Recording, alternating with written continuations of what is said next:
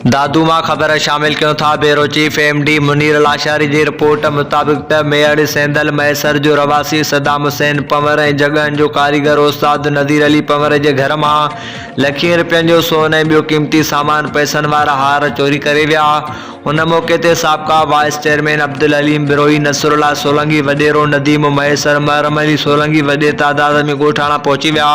अहिड़ो इतलाउ थाणे ते ॾिनो वियो। उन मौके ते डीएसपी मेड़ वहीद बेगो लाड़िक ऐं वॾे मुंशी गुलाम हुसैन साहब जाइ वारदात वारे हंधि पहुची मुआयनो करे चोरी जा तफ़सील वरिता। उन मौके ते उस्ताद नदीर अली पंवर ऐं सदाम हुसैन पंवर मीडिया अॻियां दाहींदे चयो त असांजे घर मां लखे रुपयनि जी चोरी थी आहे। असांजे पाड़े वारनि सां का बि नाजाइज़ी नाहे। अमन पसंद आहियूं, पर अफ़सोस जो कुझु माण्हू असांजी शराफ़त जो नाजाइज़ फ़ाइदो वठंदे घर मां चोरी करे विया आहिनि।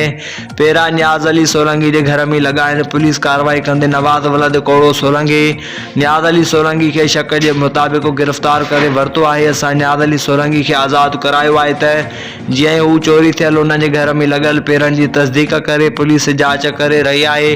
उन मौके ते डीएसपी वहीद लाड़िक ऐं वॾे मुंशी गुलाम हुसैन साहब मीडिया सां ॻाल्हाईंदे चयो त चोर कहिड़े बि चालाकी सां चोरी करे वञनि, पर पुलिस खां कॾहिं बि बची न सघंदा।